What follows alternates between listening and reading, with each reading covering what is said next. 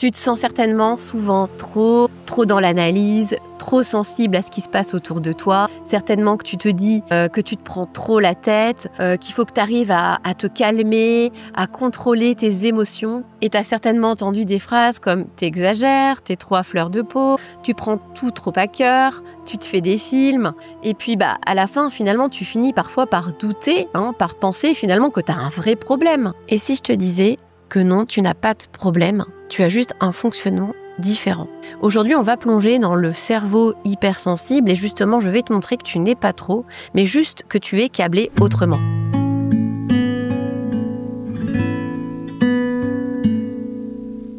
Bienvenue dans Sensible mais pas fragile, le podcast des hypersensibles qui veulent s'affirmer au travail sans s'épuiser et faire de leur fonctionnement un atout professionnel. Ici, on parle charge mentale, confiance en soi, fatigue émotionnelle, doute et ce mental qui ne s'arrête jamais. Si tu ressens tout le temps, que tu veux bien faire, trop faire, si tu cogites en boucle et que tu t'épuises à force de t'adapter, tu es au bon endroit. Je suis Julie Souchard, coach professionnel et moi-même hypersensible. Ici, pas de blabla, pas de recettes magiques, mais des clés concrètes, des prises de conscience et surtout une bonne dose de permission d'être pleinement soi.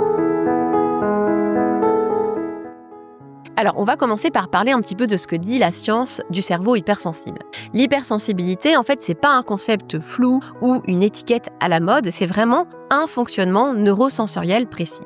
En fait, le terme scientifique, c'est SPS, ce qui signifie sensibilité de traitement sensoriel. Alors, c'est un modèle qui a été développé par Helen Aron dans les années 90 et il repose en fait sur 4 grandes caractéristiques. Donc, le modèle s'appelle le DOIS. D pour la profondeur de traitement, donc en gros, tu analyses les infos en profondeur. Le O pour la surcharge sensorielle, tu captes beaucoup de choses, tu te sens vite dépassé par le bruit, la lumière, les interactions. Le E pour l'empathie, la densité émotionnelle et le S pour la sensibilité aux subtilités. En gros, tu perçois plus de détails, des détails même que les autres ne voient pas. En gros, en fait, ton cerveau, il capte beaucoup plus, il traite beaucoup plus et plus en profondeur, donc du coup, ça fatigue aussi. Et il y a une étude IRM qui a été menée en 2014 et qui a montré que les cerveaux hypersensibles ont une activité plus intense dans les zones liées à l'empathie, à la conscience de soi et à la réflexion sociale. En gros, ils s'allument plus fort pour les mêmes stimuli. Donc en fait, ce que tu ressens, c'est pas dans ta tête, c'est vraiment mesurable, observable, c'est vraiment un fonctionnement global. Et c'est pour ça que je te le dis souvent, je te dis souvent, quand on est hypersensible, c'est surtout avoir un mental puissant.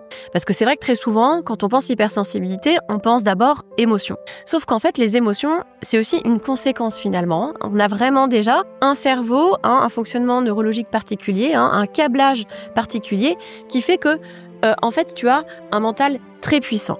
Et ce mental, il va analyser toutes ces données que tu captes et il va imaginer un petit peu tous les scénarios catastrophes qui pourraient arriver. Et c'est ça qui va générer une charge mentale forte et une charge émotionnelle assez forte. Et vu que ce mental, il est assez puissant, il a vraiment tendance à prendre le pouvoir.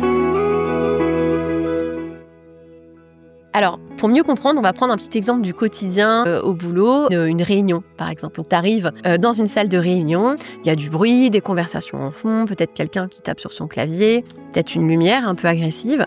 Et en fait, toi, ton cerveau, il va commencer déjà à scanner toute la pièce. L'ambiance générale, la tension entre deux collègues, une posture fermée de ton manager, une remarque en l'air qui te fait cogiter. Et pendant ce temps-là, en fait, la réunion, elle commence.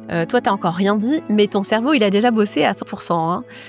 Et puis, comme il s'arrête jamais, il fait jamais de pause, il va continuer à mouliner. Tu vas penser à ce que tu vas dire, à comment ça pourrait être perçu, à ce que t'aurais dû dire juste avant. Et du coup, résultat, tu ressors un peu vidé, fatigué, alors que techniquement, t'as rien fait. Alors, ce fonctionnement, il n'est pas dysfonctionnel. Ce qui va le rendre, entre guillemets, difficile, c'est que souvent on est dans la résistance et dans la non-acceptation par rapport à ce fonctionnement, c'est-à-dire qu'on vit son hypersensibilité comme un fardeau. Et moi, je vois ça très souvent chez mes clientes. En fait, elles passent beaucoup de temps à se juger, à essayer d'adopter un fonctionnement qui n'est pas le leur, à minimiser un petit peu ce qu'elles peuvent ressentir et du coup à s'épuiser aussi, à essayer toujours de se suradapter. Et en fait, c'est cette lutte intérieure qui les épuise. En fait, il faut que tu imagines ton mental, ton cerveau comme un gros processeur très puissant en fait, qui capte beaucoup d'informations, qui traite, qui analyse toutes ces informations. Et en fait, le problème de tous les systèmes puissants, c'est qu'ils peuvent vite chauffer s'il n'y a pas de ventilation. Donc en fait, ton cerveau, ton mental, il a besoin d'espace et de pause pour ne pas être en surchauffe. Alors, ce que ça crée, c'est une charge mentale forte, de la fatigue, de la suradaptation. Parce que oui, en fait, cette hypersensibilité, si elle n'est pas bien comprise, pas bien accompagnée, en fait, elle peut vraiment t'amener à anticiper tout pour tout le monde, à vouloir contrôler ton image en permanence, d'avoir peur de déranger, de ne pas te sentir légitime, de vivre avec une charge mentale constante. Et ça impacte vraiment ta confiance en toi et le fait de ne pas réussir à oser être toi-même finalement. Tu te couches le soir avec la tête qui turbine encore, tu penses à ce que tu as dit, ce que tu aurais dû dire, ce que tu as mal dit, et tu recommences dès le lendemain. Et c'est pas que t'as pas d'énergie, c'est que tu dépenses ton temps, ton énergie à lutter contre ton propre fonctionnement. Et si ce mental intense devenait un allié? Si t'avais plus besoin de lutter contre toi-même? Parce qu'en fait, en réalité, t'as une grande capacité d'analyse, tu détectes aussi beaucoup d'informations, des tensions, des risques, des besoins, avant même qu'ils soient exprimés. Tu captes aussi les signaux faibles que les autres ratent et t'as aussi une grande intuition, une grande créativité.